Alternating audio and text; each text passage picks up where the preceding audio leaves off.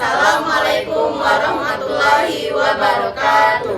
Kami dari kelompok 4 Gerontik, di sini kami akan menampilkan materi mengenai konsep aspek legal pelayanan pada lansia dan mempertahankan kemampuan ADL pada lansia serta gangguan-gangguan personal hygiene pada lansia.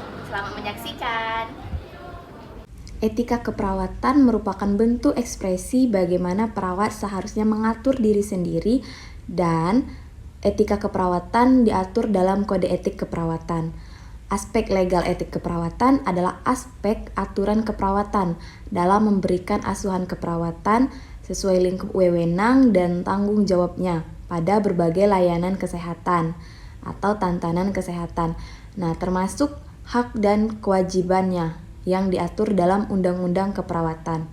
Kemudian, untuk prinsip etika kepelayanan kesehatan pada lansia ada 4. Yang pertama itu empati, di mana diharapkan upaya pelayanan pada gerontik harus memandang seseorang itu sebagai lansia yang sakit dengan pengertian. Kedua, ada otonomi, di mana prinsip ini bahwa seorang individu mempunyai hak untuk menentukan nasibnya dan mengemukakan keinginannya sendiri. Kemudian prinsip ketiga yaitu keadilan, yang berarti prinsip pelayanan gerontik harus memberikan perlakuan yang sama bagi semua penderita.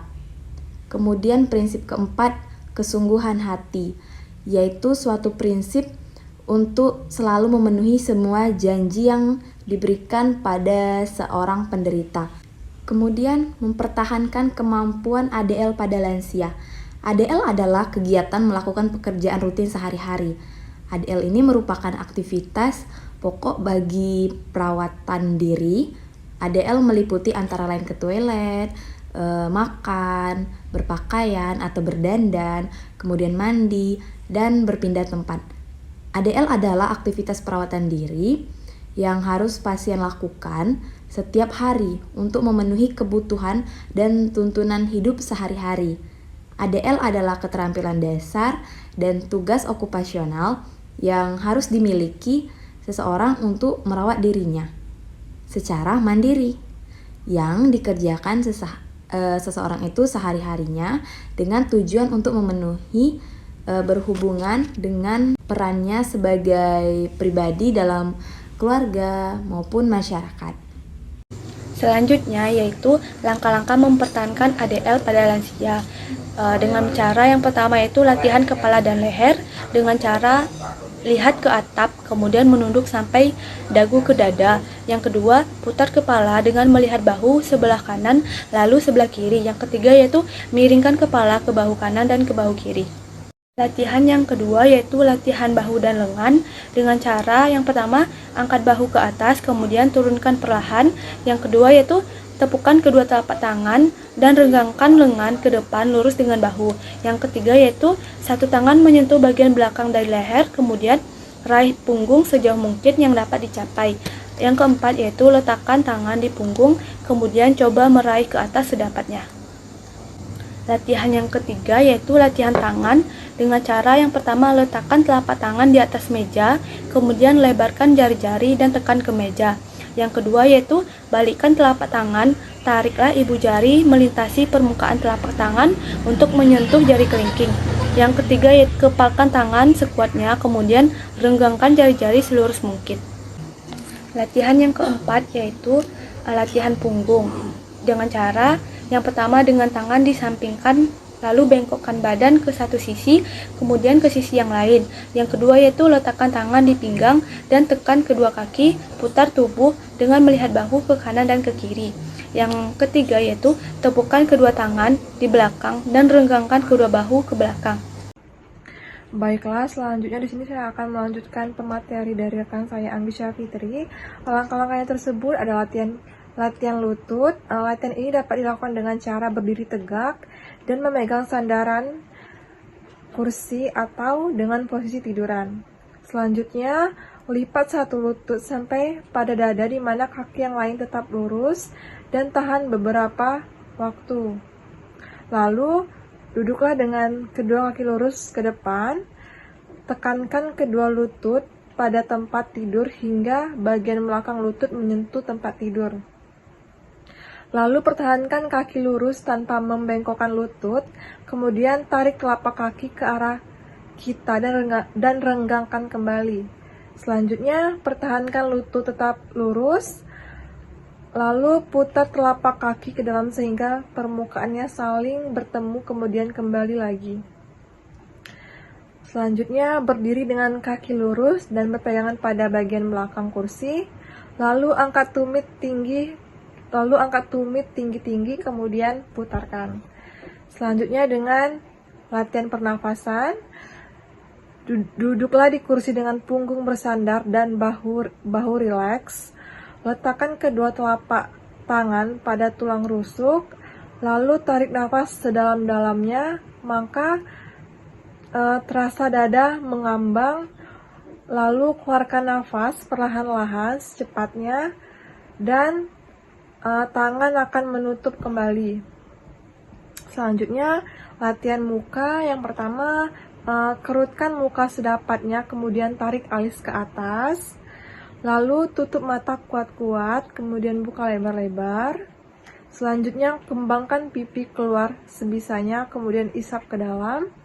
Yang terakhir, tarik bibir ke belakang sedapatnya, kemudian katkan dan bersiul. Selanjutnya, beberapa contoh olahraga yang dapat dilakukan oleh usia lanjut dalam mempertahankan Activity of Daily Living atau ADL pada lansia antara lain yang pertama adalah pekerjaan rumah dan berkebun. Nah, kegiatan ini dapat memberikan suatu latihan yang dibutuhkan untuk menjaga kesegaran jasmani, tetapi harus dilakukan secara tepat agar napas lebih cepat, denyut jantung lebih cepat, dan otot menjadi lelah. Akan tetapi, perlu selalu dikontrol terhadap peningkatan denyut nadi, jangan sampai melebihi batas maksimal. Dan yang kedua adalah jalan kaki. Berjalan baik untuk meregangkan otot-otot kaki, dan bila jalannya makin lama makin cepat, maka bermanfaat bagi daya tahan tubuh. Lokasi terbaik adalah daerah perkebunan atau pegunungan yang jauh dari asap kendaraan bermotor, pabrik yang menyebabkan polusi udara. Dan selanjutnya ada beberapa contoh olahraga lainnya, yaitu berenang. Berenang akan melatih pergerakan seluruh tubuh. Latihan ini lebih baik lagi untuk orang yang mengalami kelemahan otot atau kaku sendi, asalkan dilakukan secara teratur. Kemudian yang keempat ada lompat tali. Lompat tali mempunyai beberapa keistimewaan, yaitu meregangkan tali secara berirama, menegangkan tubuh bagian atas lebih banyak daripada lari perlahan. Selanjutnya ke teknik dan cara berlatih. Teknik dan cara berlatih yang dilakukan untuk mempertahankan Activity of Daily Living atau ADL pada lansia. Yang pertama, pemanasan atau warming up. Gerakan umum yang melibatkan banyaknya otot dan sendi dilakukan secara lambat dan hati-hati. Pemanasan dilakukan bersama dengan peregangan atau stretching, lamanya kira-kira 8-10 menit.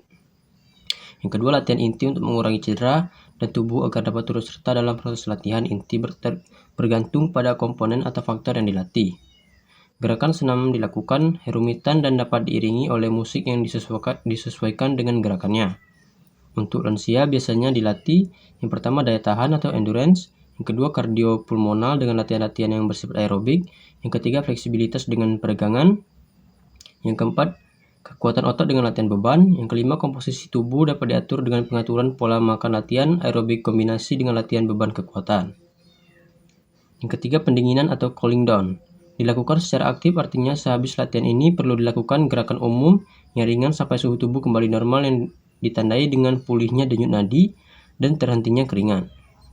Pendinginan dilakukan seperti pada pemanasan, yaitu selama 8-10 menit. Baiklah, selanjutnya saya akan menjelaskan tentang gangguan-gangguan personal hygiene pada lansia. Yang pertama, personal hygiene merupakan cara untuk merawat diri untuk meningkatkan kesehatan seseorang. Meningkatkan hygiene seseorang memerlukan tingkat kenyamanan sendiri, keamanan, dan kesehatannya. Ada orang yang sakit disebabkan karena adanya masalah kebersihan yang sangat kurang diperhatikan. Baiklah, tujuan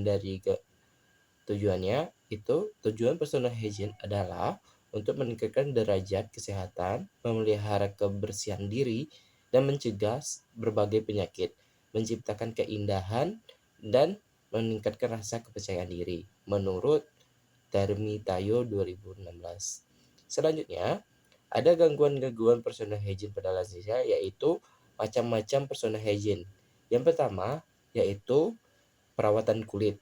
Tujuan perawatan kulit untuk menghindari bau badan, menciptakan perasaan yang nyaman, dan terbebas dari berbagai penyakit. Lalu, kedua, yaitu mandi.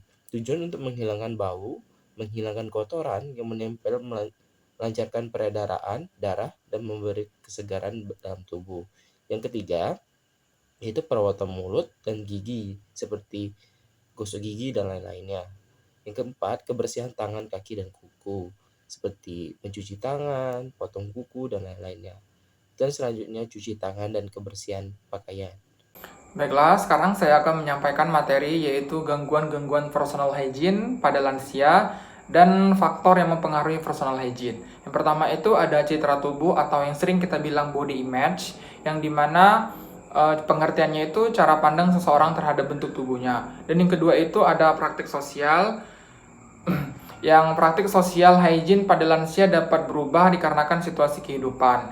Dan juga misalnya jika mereka tinggal di panti jompo, mereka tidak dapat mempunyai privasi dalam lingkungannya yang baru. Privasi tersebut akan mereka dapatkan dalam rumah mereka sendiri karena mereka tidak mempunyai kemampuan fisik untuk melakukan personal hygiene sendiri. Dan yang ketiga itu ada status sosial ekonomi, yang dimana sosial ekonomi yang rendah memungkinkan hygiene perorangan yang rendah pula. Personal hygiene memerlukan alat dan bahan seperti sabun, pasta gigi, dan sikat gigi, dan alat mandi lainnya. Yang umumnya memerlukan uang untuk menyediakannya, akan menambahkan beban bagi keluarga yang kurang status ekonominya. Dan selanjutnya itu ada yang keempat itu adalah pengetahuan tentang hygiene akan mempengaruhi praktik personal hygiene juga. Dan yang kelima itu ada budaya. Pada budaya sebagian masyarakat, jika individu sakit tertentu tidak boleh mandi. Kepercayaan budaya dan nilai pribadi akan mempengaruhi perawatan hygiene seseorang. Dan selanjutnya itu ada kebiasaan. Nah, di mana kondisi ini akan mempengaruhi personal hygiene-nya karena jika tidak memaksakan apa yang telah orang lain pilih secara matang. Dan yang ketujuh itu ada kondisi fisik atau psikis. Setiap orang dapat dilahirkan dengan kondisi yang berbeda-beda. Ada yang lahir prematur dan ada juga yang lahir normal. Lahir dengan gangguan fisik dan lahir dengan gangguan mental. Kondisi fisik dan mental sangat menentukan personal hygiene bagi seseorang. Dan juga ada dampak yang timbul pada masalah personal hygiene, yaitu ada dua. Yang pertama itu ada dampak fisik, yang dimana gangguan fisik yang terjadi karena adanya gangguan kesehatan yang diderita seseorang karena tidak terpeliharanya kebersihan perorangan dengan baik. Gangguan yang sering terjadi adalah seperti gangguan kulit, mukosa mulut, infeksi pada mata dan telinga, dan lain-lainnya. Dan yang kedua itu ada dampak psikososial, yang dimana masalah-masalah sosial yang berhubungan dengan personal hygiene adalah gangguan kebutuhan rasa nyaman, aktualisasi diri, dan gangguan interaksi sosial. Terima kasih sudah menyaksikan video kami, semoga bermanfaat. Assalamualaikum warahmatullahi wabarakatuh.